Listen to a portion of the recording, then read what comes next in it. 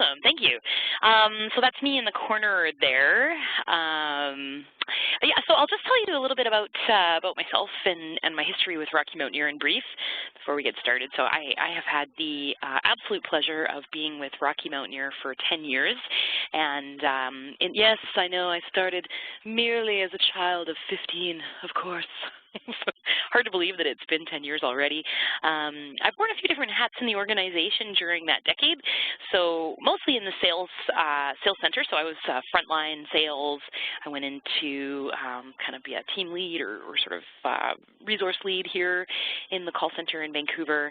I also worked on board the train as well. So I've had the tremendous opportunity to travel on all of our routes and be in all of our destinations. And now I work as a training and development specialist here for the sales organization, so offering training opportunities to people like yourselves who are facing our travel trade partnerships, and then also to any team members who are coming into the sales organization working for Rocky Mountaineer. I also help with onboarding those people as well. So it's been a long career, very exciting, of course, as well, and really happy to be talking to you via webinar here, which is just one of the best tools, I think, in communications that we have available to us now. So I want to start off by saying, why would you travel on board Rocky Mountaineer? What is it about Rocky Mountaineer that's so special? And I have to say that in large part, we kind of summarized this by use of our 4 S's. So this is sort of our 28-year-long recipe for success. The first S in the 4 S's is our sweet and savory. So this really refers to our tremendous culinary delights that we have on board our services, both silver leaf and gold leaf, some really fantastic meals that are all planned and prepared, planned, I should say, by our executive chefs who have trained all over the world in Michelin star restaurants. And they've sort of designed a menu that really plays upon the local bounty here in Western Canada and the Pacific Northwest. So, we see things like Alberta beef, wild BC salmon, and then, of course, chocolate is worldwide delight. So definitely, we have some pretty great desserts there as well. And they're all prepared fresh on board the train, too, if we're looking at Gold Leaf service, fresh on board the train. The second S in the recipe is really about our services. So, we sort of I'm going to talk about the scenery, of course, which people definitely think is a given, which it is. We're traveling through some of the most tremendous Canadian scenery here. But what sort of gets what's sort of the surprising part is our hosts on board the train are really, second to the scenery, our greatest asset. So these guys are seasoned. They go through a long training process where they're qualified in storytelling. So they're there to ensure not only that you're well-fed and well-watered, but also that you have a good understanding of the region that you're passing through and the significance of those mountain peaks, the harrowing tales of the men and women who established the region, and that you have a good, well-rounded sense of the culture and intrigue of this place here as you pass through it. So they really are fantastic, really an interesting group of people. They're from all over the world as well, actually, some of them local, some of them traveling from far and wide on sort of be part of the Rocky Mountaineer experience. And then, of course, we have our scenery. So it's really hard to beat the scenery here in Western Canada. I might be biased. I'm born and raised. I'm a local here.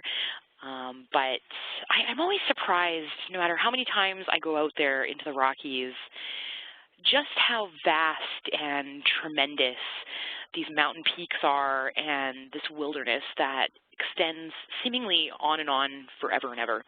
So it really is a unique and mighty place. I'm going to show you a bunch of gorgeous pictures, and it is, the pictures do a great job, but there is something awe-inspiring about being in the region. You feel like a little marble kind of rolling across the ground. It just feels like a tiny little piece of something so major. So scenery is truly jaw-dropping. And then kind of the fourth one here, which often surprises people as well, is the socialization aspects. So when you come on board Rocky Mountaineer, you really are meeting people from all around the globe, and we've heard repeatedly from our guest surveys and from some of the feedback that comes back from our valued guests that they made friends to last a lifetime on board the train, and oftentimes even visit those people when they get home. They sort of plan trips around kind of meeting their friends that they made on Rocky Mountaineer. So great opportunity to meet other people from around the world. Not only are our hosts part of the socialization experience, but so are the other guests. So lots of fun on board. It's a good atmosphere. So getting us started, what does all aboard amazing kind of look like? Well, if we're going to talk about a lot of these itineraries in an eastbound sense, so arriving into Vancouver and traveling out to the Rockies. So, we'd come into the station in Vancouver early morning. We leave about 7:30 a.m. We do a check-in process, and then we do a big all-aboard call and get everybody from the building, our sort of private Rocky Mountaineer train station, down the platform and onto your rail car. Once we're on board, we do a big welcome toast to kind of kick off the journey.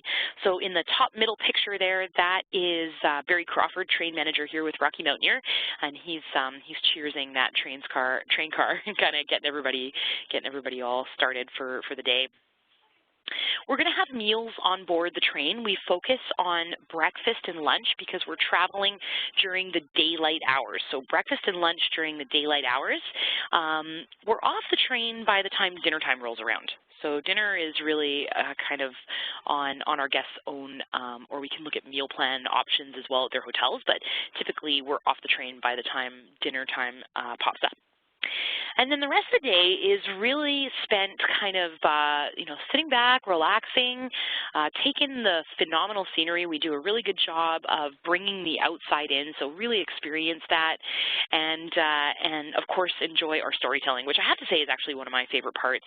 I'm personally a big history and culture buff. I want to know about the people and how they lived in some of the historical time frames that we talk about. Also, lots of different cultures and different ways of life that we pass through here. So also ecology as well. So, what is that tree and what is that big furry thing I see outside the window? So we'll keep everybody on board well informed about the ecological highlights and then also the historical and cultural highlights as well. So where exactly are we in the world? Well, this is, a map of Canada and the United States, and you can see we're kind of magnified there in Western Canada, the Pacific Northwest. So I say the Pacific Northwest because I really do have to include that we have a train journey that travels from Seattle onward into the Rockies as well. So the magnified image shows all of our 4 magnificent rail routes, and I'm going to talk about those in detail. So the first one to look at here is what's called Rainforest to Gold Rush. So this is the train journey that travels from Vancouver into Whistler. Would be day 1 if we're talking again about an eastbound itinerary. I want to just mention that I'm going to say, I'm going to talk about most of these itineraries eastbound, but I want you to keep in mind that you can also book them on a westbound itinerary. So that's definitely popular as well, to kind of start in the Rockies, finish on the West Coast. But for the sake of brevity, I'm going to talk about them all from an eastbound perspective. So this one travels from Vancouver to Whistler on day 1. That's just a 3.5-hour little segment of rail. Actually, Charlie and I were talking about it before the start. It used to run kind of the daily, but now it's part of this longer train journey. And then from Whistler, we travel into Quesnel, where we've got 1 night of accommodation there, and then onward into Jasper as the final destination. So this route is very special with lots of trestle bridges. It's very remote as well. I should say it is the road less traveled. So we really get this kind of vast, expansive wilderness feeling without many towns or little communities along its length. Great opportunities for wildlife viewing here on the Rainforest to Gold Rush. And one of the most dynamic parts about it is just the diversity in terms of the ecology. So we go from, and that's kind of in the name of the route as well, we go from the rainforest ecology of the Whistler area into a very hot kind of desert-like region where Australians would feel right at home. It gets up to about 45 degrees. And then we travel into a wetlands around the Quesnel region and onward into the Rocky Mountains for an arrival into Jasper, which is the UNESCO World Heritage Site in the Rockies. So it's a really beautiful, really diverse, great history of gold rush stories through there too. That's where the California Gold Rush moved in the 1860s. So the next one I want to talk about is Journey Through the Clouds. So this is a route that travels from Vancouver into Kamloops for one overnight of accommodation in Kamloops, and then from Kamloops into Jasper. So we finish off in Jasper. So a very romantic name, Journey Through the Clouds, and the route certainly lives up to that. Again, featured along this rail route highlights include, well, two really big ones here would be Mount Robson, which is, of course, pictured in this slide. Mount Robson is the highest peak in the Canadian Rockies at almost 13,000 feet in elevation, and it's known to climbers as the Great White Fright or the Unsummitable Mountain because its summit rate is only a 10% success rate. So really beautiful and very recognizable. This face of this mountain is very unique. We also see Pyramid Falls along Journey Through the Clouds, which is a huge 300-foot waterfall where the stream strikes a stone near the base and splits into two. And we pass so closely to Pyramid Falls that you can actually feel the spray of the falls on your face if you happen to be out there in the outdoor viewing area. The quintessential Rocky Mountaineer rail route is First Passage to the West. So this is an aptly named route. It's a very historical journey. It's part of the Ribbon of Steel that joined Canada from coast to coast, constructed in the 1880s. So it was the first transcontinental railway constructed in North America. And it was part of a promise made by John A. Macdonald, who was our Prime Minister at the time. So he was the first Prime Minister of Canada, and he had a vision of Canada that included these western provinces out here, and he used the railway as a way of enticing British Columbians to join Confederation and become a part of Canada. He also used it as a way of forcing an unofficial Canadian border between Canada and the United States, and so this route travels quite far south from Vancouver into Kamloops for one night, and then it finishes in either Lake Louise or Banff. It's very exclusive to Rocky Mountaineer. There's no other passenger rail service that does that segment between Kamloops and Lake Louise or Banff. And of course, this is a very, if you're looking at a relief map of that area, it's a very mountainous segment. So we pass in and through the mountains on this segment. Of particular interest is the spiral tunnels, which were just a tremendous feat of railway engineering completed in 1905. Really beautiful. First Passage to the West. And then finally, I do want to mention Coastal Passage as well, just bring that to your attention again. So this is the train journey that begins in Seattle or ends in Seattle, depending on which direction we're looking at. And then so it goes from Seattle into Vancouver for a night or two, and then connects to any of the rail routes that I just mentioned, traveling into either Jasper, Lake Louise, or Banff. Really beautiful views along this rail route. You can't really go wrong, really, on any of the rail routes, but lovely coastal views as well. So lots of water sites, fjords, and some real panoramic views out there of the waterways and little islands, and really kind of a coastal Pacific Northwestern kind of coastal scenery there. This picture is actually very quintessential, very beautiful view, illustrative of what you'd see on Coastal Passage. It also connects these kind of two metropolitan cities of Seattle and Vancouver, which are just fabulous destinations, a great way to kind of get between those two areas. I also want to just call out the possibility of circle journeys. So I did mention all of our rail routes, all 4 of our rail routes, and they can be combined 2 or more to create a round trip from either Vancouver or Seattle. So that's definitely becoming an increasingly popular option, is a circle journey. And we have found in the past that, guests who have traveled on a one-way experience, so, traveling from Vancouver up into Jasper on the rail, say, and then, downward maybe through tours or car rental into Lake Louise and Banff. A lot of those people wrote us back and said, I really wish that I had had a little bit more time on the rail. And so circle journeys are really a way to kind of answer to that. And definitely, they take a little bit longer, but you really get to see it all in a circle journey. So all of the sort of highlights included there. So now that we've talked about, where to go, how to do it is another great way to look at Rocky Mountaineer. So we do have these 2 beautiful service levels. So our Silver Leaf on board the rail is a luxurious dome class. So we have our attentive hosts, delicious gourmet food, and of course our stunning scenery here in Silver Leaf. So the windows in Silver Leaf are extended. This is a single level car, but the windows reach up into the ceiling so that guests can stand up and still get great views, as you can see in the lower picture there. So it's bright, it's lighted. Definitely the interior is kind of muted so that the outside really pops, and a fantastic culinary service there as well. So all of the beverages are included. Any beer, wine, or spirits anybody would like throughout the day, or non-alcoholic beverages, are all included, as are the meals. So we would have breakfast and dinner served to our guest seats, and that's plated kind of right in front of them, so they can choose, how much potatoes do they want, and we can mix the salad right in front of them. So it's a white linen service, very high-end, served right to their seat. Silverleaf is paired with moderate accommodations. So these would be hotels that are clean, comfortable, centrally located, just fairly basic in their amenities, and likely do not feature very prominent views often. So a good example would be the Georgian Court Hotel here in Vancouver. In the middle on the top row, that's the Paramount in Seattle.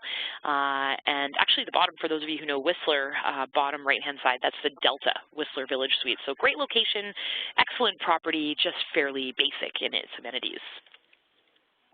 So our flagship service really is Gold Leaf. This is the most popular level of service. And these are our custom-designed bi-level dome coaches, glass dome coaches, which really allow your clients to take in the vistas at 180 degrees and also raised off the ground a little bit. So this image here, that's hopefully just popped up on your screen as well, illustrates on the top, that's the outside of the rail car. So we really get a nice idea here of what those domes look like. So you can see the ceiling is wrapped in glass, and it's also raised off the ground. The lower level of the car is where we have our dining. So you can see the kind of large picture windows. We also pipe commentary into the dining room so guests don't miss out on anything while they're dining. And also on the lower level, we have this open air viewing area. So this is kind of like a deck or a platform where guests can stand outside and really get that mountain air in their visage. Also, we have a lot of photographers on board, and it's just a great place to take unobstructed photos out there on the dome. So really nice illustration of what the dome's like. On the inside, here's the inside of the dining car as well. So you can see the ladies holding a menu there. We have a nice, robust menu selection. I do want to mention for both Gold Leaf and Silver Leaf, there's a lot we can do in terms of culinary variation. So if we have anybody with dietary concerns, we see lots of, gluten-free, lactose-free, paleo requests, low-fat, low-sodium. If we have any sort of dietary needs or requests, we have flexibility, but we need to know well in advance. So please be sure to let us know well in advance and give us a nice, broad description, lots of detail, and we'll ensure that your clients have everything that they need to be comfortable and delighted on board, of course, as well. But again, just well in advance. We need all the details as soon as possible. we pair our gold leaf service with 4- and 5-star hotels. So lots of times, if you're familiar, we see the Fairmont properties. So you probably spotted the beautiful Fairmont Banff Springs in the images there, and I can see the Fairmont Jasper Park Lodge, Fairmont Chateau Lake Louise. So definitely a lot of Fairmont properties and comparable hotels. We might see some Four Seasons, the Sutton Place in Vancouver.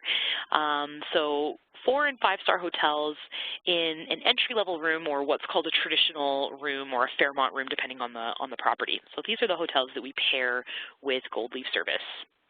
We do have a third level of service, one option to kick it up, and this is Gold Leaf Deluxe. So this would be the option of the same great Gold Leaf train service that I just described, and when we're looking at Gold Leaf Deluxe, we're talking about an upgraded room type. So guests would be moving into a room with maybe a more favorable view or a little bit more floor space, depending on the property that we're talking about. So Gold Leaf Deluxe is again moving a step above the sort of the Gold Leaf level of hotels into a sort of more favorable room category.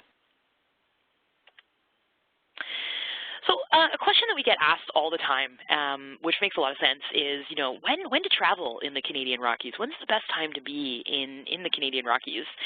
Really, we travel through 3 tremendous seasons. So we have spring, summer, and autumn as our options here. Spring would be, you know, April and into May, so coming into the later part of May.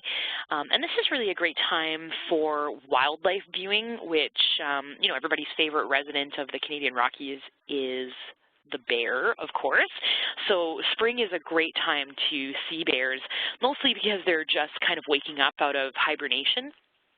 And they get spotted near the train tracks feeding off of a substance called skunk cabbage, which is kind of like a fragrant leafy green that grows by the train tracks, and the bears love it to kind of kickstart their digestion. So really great time to see them. They're sort of dazed and kind of confused walking around at that time, and they don't scurry from the train as quickly as they do in the middle of summer. It's also, you know, a time when the vestiges of winter are still lingering on the landscape. So we see, you know, those snow-covered peaks, snow-dusted peaks at that time. We would also see waterways that are partially or even fully, depending on how early, frozen as well.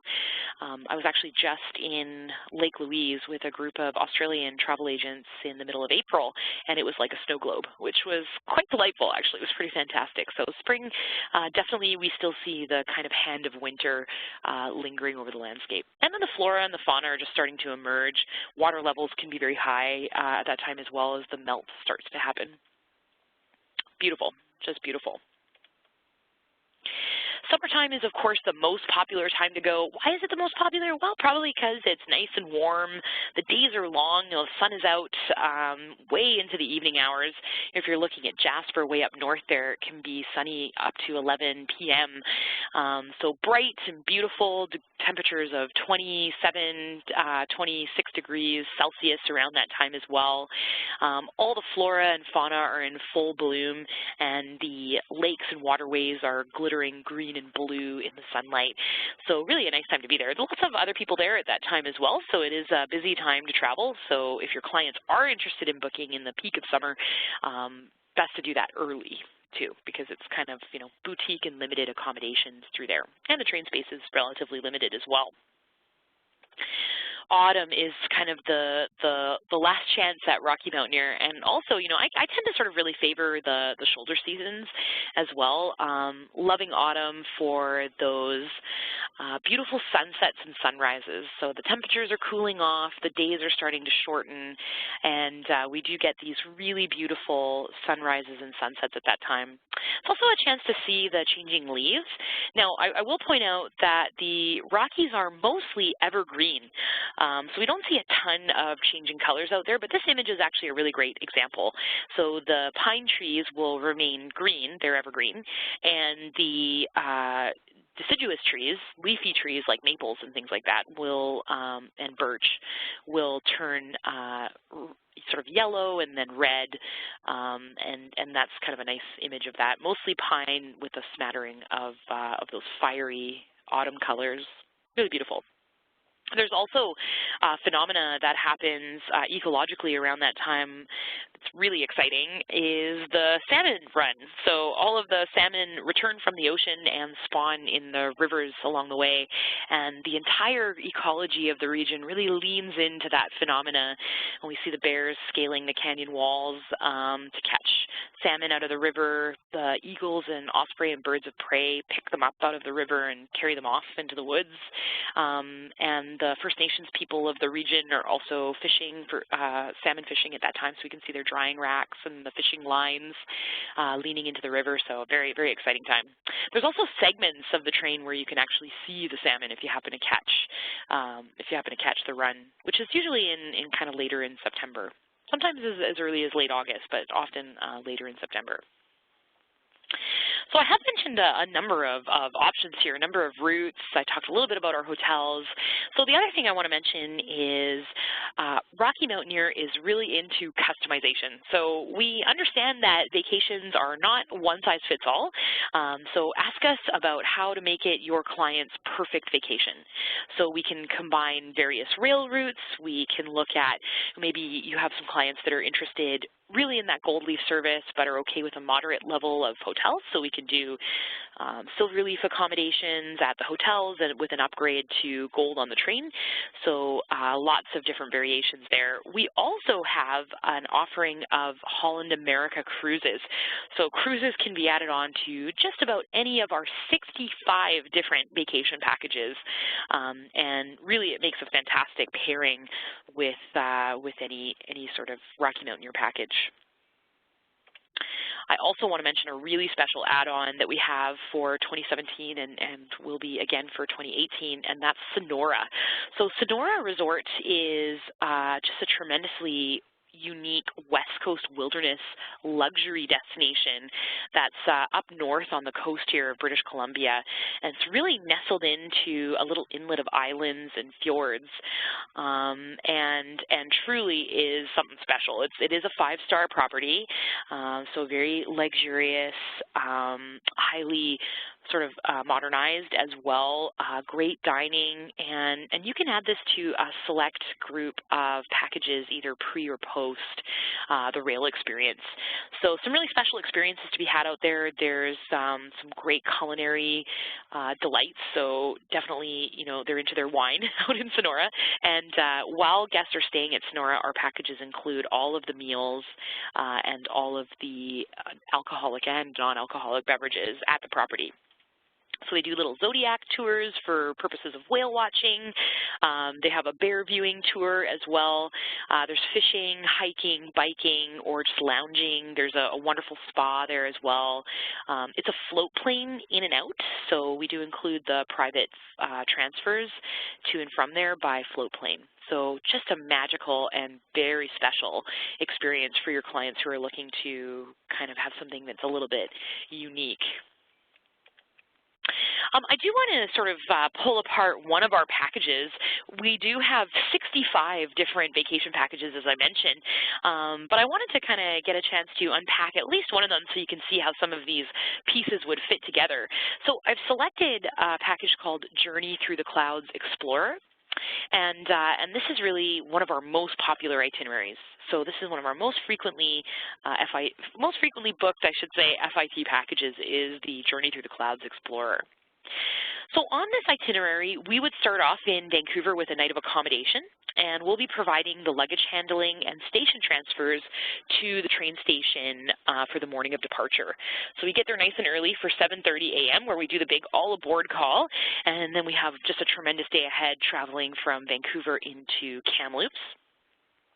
We'll spend one night of accommodation in the little interior town of Kamloops, so it's a kind of small rustic place, and then we travel onward into Jasper by rail. Arriving in the evening hours, we have 2 nights of accommodation in Jasper. So one of those nights, really the day was spent on the train, so you know it's time to kind of maybe grab dinner and wander about the town, and then get to bed early because we have a tour the next day. So just a short 3.5-hour, 4-hour tour of some of the highlights around the Jasper town site, like Mullane Canyon and other sort of natural wonders through that region. Then we're traveling by motor coach from Jasper into Lake Louise, and this is along a ribbon of highway called the Icefields Parkway, and it's called so because it's littered with glaciers. So really beautiful sights of, mountain peaks and these hanging glaciers that are in the region. The day actually includes a stopover at the Columbia Icefields, which the Athabasca Glacier is located on. So this is the largest ice formation south of the Arctic Circle, and we have a special trip on what's called the Snow Coach or the Ice Explorer to get out onto the glacier and take a look around. So really a unique experience there. We finish off in the evening hours in Lake Louise, where we have one night of accommodation at the lake, which is, of course, the most photographed lake in the world. It's beautiful, absolutely beautiful. The jewel in the Canadian Rockies is often referred to. And then we have a short, just 3.5-hour tour from Lake Louise to Banff, which covers some of those highlights of the UNESCO World Heritage Site there. So we have one night in Banff, and then from Banff we'll be traveling into Calgary for our final night. This is again by motor coach tour. We do some highlights around Banff before leaving, and then we're on our way out of Banff in the afternoon, where we stop at the Kananaskis helicopter pad and do a panoramic helicopter tour, which is just fantastic because you've been traveling around the area by road, and then getting up and over some of those peaks really provides a dynamic view of those landscape highlights there. So then we finish off in Calgary, arrive in Calgary at about 6:10 p.m., and then we have one final night of accommodation, and guests can fly home from there. So you can imagine some variations here. One, we could have a cruise leaving from Vancouver going up the Inside Passage to Alaska, either before or after. Guests who are not interested in traveling onward into Calgary might want to look at maybe traveling from Banff back to Vancouver via the train as well to create a circle journey. So lots of different variations here. So I want to get an opportunity just to kind of introduce you into what's new for 2018. So I'm going to talk a little bit about some of the package names, which really this information will be very relevant for anybody who's kind of a Rocky Mountaineer super user. So if you've booked a lot with Rocky Mountaineer and are really familiar with our package names, then this is going to be very relevant information. Otherwise it might not be as important for you. But all of our packages that have the naming convention at leisure in it, those are really representing packages that have 2-night stay in all of the Rockies destinations that are included. The term adventures is being repurposed to refer to itineraries that have soft adventure in them. So we have a couple of new themed journeys as well. So some kind of foodie tours and adventures that include like cycling and something that's a little bit more soft adventure. So there's those options out there as well. Excursion, highlights, and explorer are each slightly longer than a classic, but shorter than an at leisure. Sounds like a riddle, but if that makes sense to you, then you know Rocky Mountaineer package names. And then also we have some self-drive. So we have these Discovery self-drive itineraries. So if you see something like First Passage to the West Discovery self-drive, that would be the train from Vancouver into Banff or Lake Louise combined with vehicle rental for those confident travelers that want to take the wheel and drive themselves. So we would align all the accommodations, the train, and then a vehicle rental as well. So those are the self-drive itineraries. We also have some promotions happening right now. So I would be remiss if I didn't tell you about our current promotion for the 2017 season. So we're right at the top of the 2017 season here, and this offer is expiring quickly, so it is over June 2nd. But for any packages of 5 days or longer traveling in 2017, you can book now and receive an extra hotel night in the city of your choice. So that would be the city of Vancouver, Victoria, Seattle, or Calgary. So a pre or post free hotel night. So again, that offer is completed on June 2nd. so coming up pretty quickly here. But if you are looking at some clients traveling in 2017, then that's what we've got available right now. We also are selling into 2018 now, of course.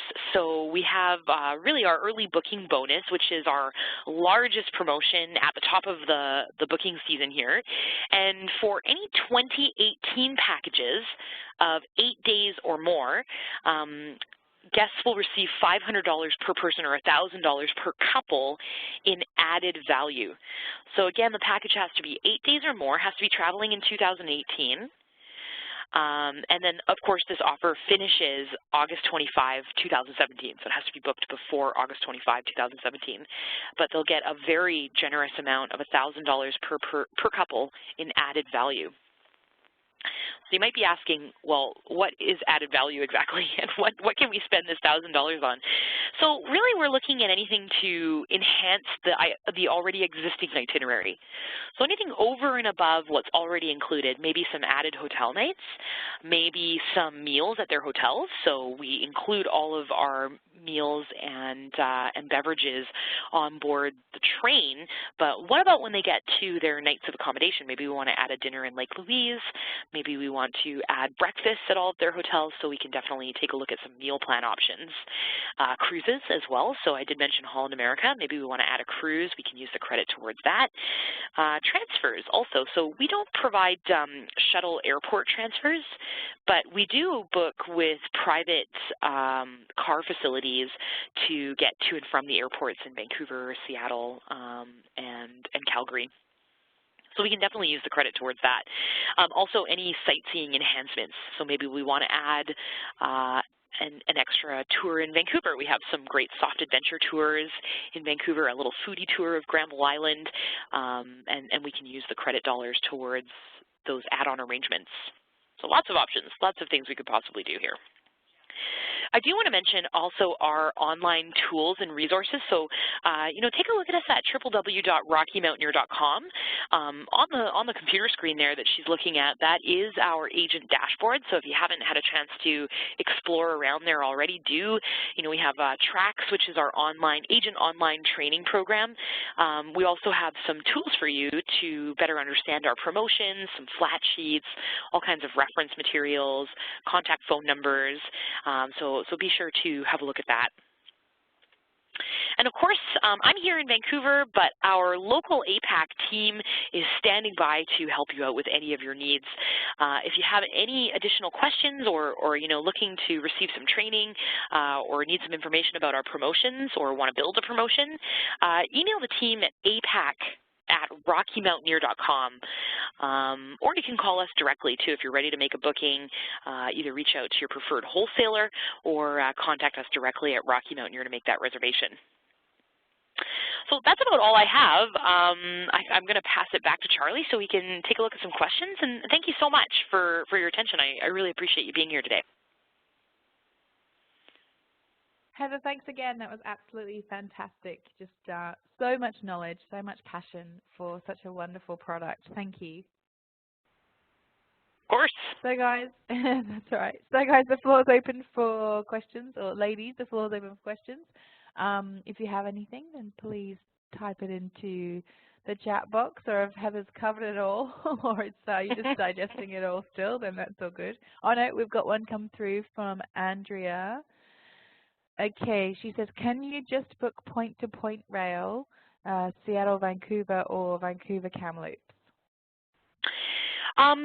So that's a great question. We do have rail-only booking options, so you can book just the rail, but there's one little piece I want to just clarify there. So if we're looking at the coastal passage piece specifically, so from Vancouver to Seattle, that is really 1 out of 3 days. So we couldn't book that 1 day on its own.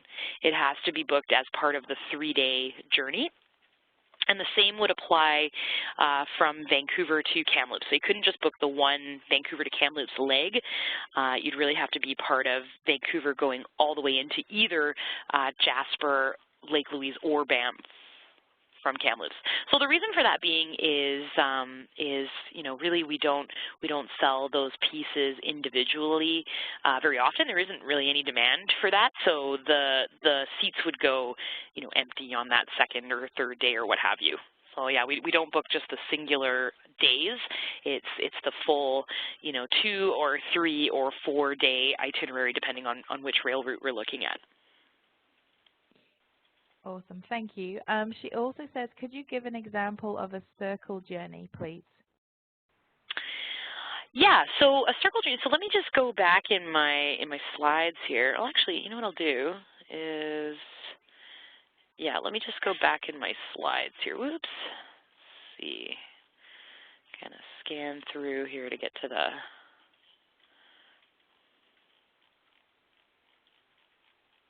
Okay, maybe I'm not doing this in the best method here. Hold on a sec. Let's see. Okay, so this is a map of all of our rail routes here. So a circle journey could look like from Vancouver into Kamloops up to Jasper, connecting Jasper to Lake Louise or Banff, or both, via motor coach tour or car rental, and then traveling back into Banff, Kamloops, and then onward into Vancouver. So that's a pretty typical circle journey there. So you get a nice wide look, at the sort of more southerly passage in combination with the northerly passage, and they're quite different as well. Another option might be to start off in Vancouver and swing way out north here on the Rainforest to Gold Rush into Jasper, and then travel back from Jasper through Kamloops into Vancouver, or again, all the way down to Lake Louise and Banff, and then back through First Passage to the west into Vancouver or Seattle. So that's actually called the Grand Rail Circle. It takes a full 13 days, I believe, 13 or 14 days. So it's a big itinerary, but you really get a full and dynamic look at what this region is about. I mean, you see the rainforest through here. You see that hot desert-like climate through this area. Swing way out north, like Quesnel is really kind of like very small town, so very remote scenery through here. And then back through the southerly passage of kind of more historical, more little towns and communities through there as well. So really dynamic, really beautiful, and a lot of time spent in the Rockies as well. Yeah, that sounds like a pretty epic trip, that one. Thank you. It is, yeah. And then throw a cruise in there, and that's like, yeah, a month. Yeah, that's a big one. Jody says, hi, excellent presentation. A couple of times you mentioned all aboard at 7 a.m. What time do they actually need to get to the train terminal? So we will provide, so it depends on which destination we're departing out of, I'll just say. So all of our boarding and departure times would be clearly defined in the documents packages. But yeah, typically, if we're leaving from Vancouver, the all aboard call is at 7:30. So that's when we do a little bit of a kind of talking and maybe a couple minutes of welcoming everybody, and then we blow a big train whistle and we get everybody on board at 7:30. The train should be boarded at 8 a.m. and when everybody's on board and accounted for and the train doors are locked, then we can roll away. So typically we're rolling away at about 8 or quarter after 8, and that's in Vancouver specifically. So guests that are arriving on their own to the train station in Vancouver, I'd recommend that they be there probably for 7 or quarter to 7, because that'll give them a nice opportunity to kind of explore the facilities of the train station, of which, we have bagpipers, we have other guests to interact with, we're serving coffee and tea, we've got a kiosk for souvenirs, and that gives them lots of time to kind of get checked in as well. But for anybody who has the hotels booked with Rocky Mountaineer, we're providing that transfer, so you don't have to worry too much about it.